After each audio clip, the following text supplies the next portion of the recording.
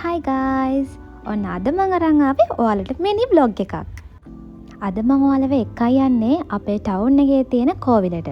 ඉතින් බෞද්ධද, තැමිල්ද මේ කිසිම දෙයක් අදාළ නැහැ. හැම ආගමක්ම හැම සංස්කෘතියකටම අපි ගරු කරන්න ඕනේ. ඉතින් මේ තියෙන්නේ අපේ ටවුන් එකේ කෝවිල. ඉතින් යන් එහෙනම් අපි මොකද කරන්න කියලා බලන්න.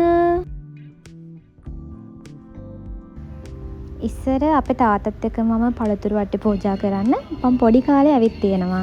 එතකොට තිබුණ මේ කෝවිල නෙවෙයි දැන් මේ කෝවිල ලස්සනට අලුතෙන් හදලා තියෙන්නේ. ඉතින් කෝවිල හැදුවට පස්සේ මම මේ කෝවිලට එන පළවෙනි වතාව. හරි ඊට පස්සේ අපි ඔන්නෝම පළතුරු වට්ටියත් හදාගත්තා.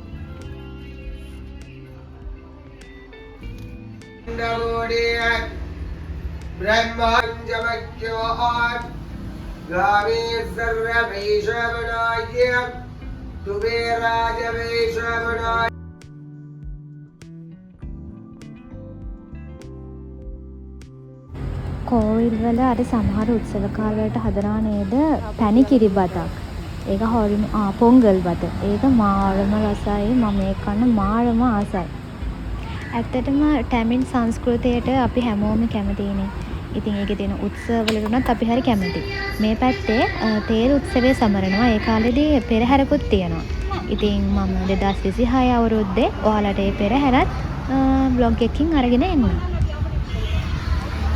ඒ වගේම මම මතක් කරනවා මාව subscribe කරලා තියාගන්න. ඉස්සරහට ලස්සන වීඩියෝස් ගොඩාක් මම අරගෙන එනවා.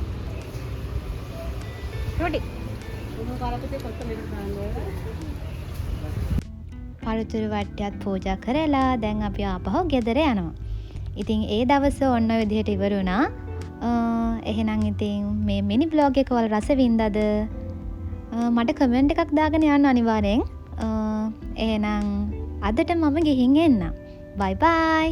Thanks for watching guys. Love you.